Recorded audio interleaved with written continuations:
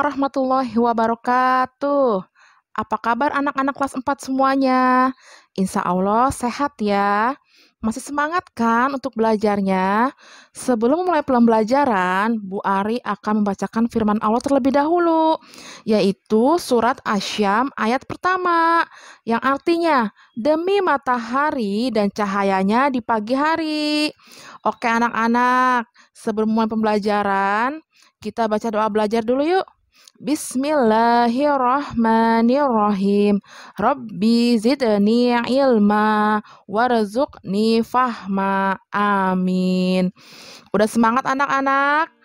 Pada pertemuan kali ini, Bu Ari akan membahas IPA tentang pelajarannya ada di tema 2 ya, di buku 4B, yaitu sumber energi. Sumber energi yang pertama yang Bu Ari akan bahas yaitu energi matahari. Sebelum memulai pembelajaran, Bu Ari akan menjelaskan tujuan kita pembelajaran kali ini adalah anak-anak dapat menjelaskan contoh-contoh dari energi. Yang kedua, dapat melaporkan hasil dari percobaan tentang energi. Oke anak-anak udah siap? Yang pertama adalah kita akan membahas tentang energi matahari. Sebelum kita membahas tentang energi matahari, Bu Ari akan menjelaskan apa sih arti dari energi itu sendiri. Energi adalah kemampuan untuk melakukan usaha. Jadi, kalau kita nggak punya tenaga atau energi, kita nggak bisa melakukan usaha apa-apa. Contohnya ketika kita sedang sakit, badan kita akan terasa lemas karena kita nggak punya energi atau tenaga. Energi itu sendiri dihasilkan dari mana? Dari sumber energi. Kalau manusia, energinya dari mana? Dari sumber makanan. Nah, sumber energi yang terbesar bagi kehidupan manusia adalah matahari. Nah, sampai sini anak-anak sudah paham tentang energi. Nah, Bu Ari akan melanjutkan tentang manfaat energi matahari bagi kehidupan makhluk di bumi ini. Yang pertama, matahari merupakan sumber energi yang sangat penting bagi kehidupan manusia. Yang kedua, energi matahari itu dapat dimanfaatkan juga oleh tumbuhan hijau. Tumbuhan itu dapat membuat makanannya sendiri dengan bantuan sinar matahari yang dinamakan adalah fotosintesis. Yang selanjutnya adalah matahari dapat menguapkan air di permukaan bumi dalam peristiwa daur ulang air. Matahari dapat juga digunakan untuk mempertahankan suhu atmosfer bumi yang ada di permukaan bumi sesuai untuk kehidupan makhluk hidup.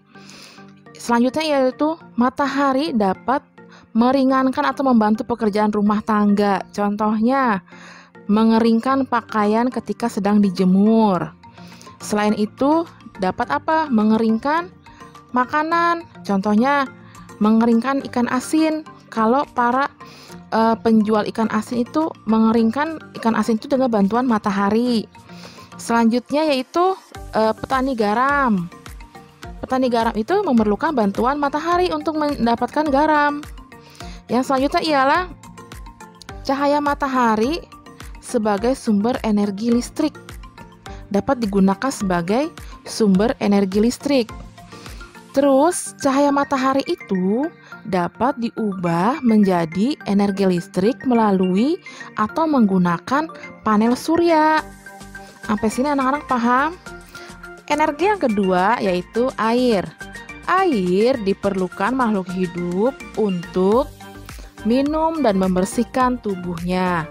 Air bersih itu sangat diperlukan oleh manusia untuk minum, mandi, dan mencuci. Air juga dapat dimanfaatkan untuk menggerakkan kincir air dan membangkitkan listrik. Yang selanjutnya adalah angin. Angin dimanfaatkan untuk menghasilkan energi gerak.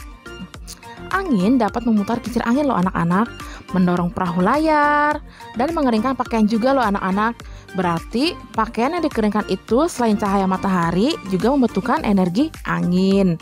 Energi angin dapat dimanfaatkan juga untuk menghasilkan energi listrik. Yang selanjutnya adalah biomasa. Sumber energi biomasa berasal dari organisme hidup ataupun organisme yang belum lama mati. Sumber energi biomasa berasal dari limbah pertanian. Contohnya dari jagung dan kedelai. Contoh sumber energi biomasa lainnya ialah kayu. Nah, pada saat ini di Indonesia sudah terdapat pembangkit listrik tenaga biomasa. Wilayah Indonesia yang menggunakan pembangkit listrik tenaga biomasa yaitu ada di Gorontalo. Pembangkit listrik tenaga biomasa ini menggunakan tanaman jagung dari bonggol jagung dan buah jagungnya itu sendiri. Selanjutnya, makanan. Makanan dapat berasal dari tumbuhan dan hewan. Bahan makanan menghasilkan energi kimia bagi tubuh. Energi kimia kemudian diubah menjadi energi gerak dan energi panas untuk melakukan aktivitas sehari-hari. Jadi, bagi kita manusia, sumber energi kita berasal dari makanan. Makanan itu sendiri bisa dari hewan dan tumbuhan. Bahan bakar fosil. Bahan bakar fosil dihasilkan oleh makhluk hidup yang terkubur dalam bumi selama berjuta-juta tahun. Contohnya, bahan bakar fosil adalah minyak bumi, batu bara, dan gas alam. Minyak bumi diolah menjadi bahan bakar, menjadi minyak tanah, bensin, dan solar. Demikian tadi penjelasan dari Bu Ari. Mudah-mudahan kalian mengerti semua ya anak-anak. Selanjutnya adalah mengerjakan buku paket 4B halaman 4 dan menjawab beberapa pertanyaan dari Bu Ari. Oke anak-anak, selamat mengerjakan. Sampai ketemu lagi minggu depan. Wassalamualaikum warahmatullahi wabarakatuh.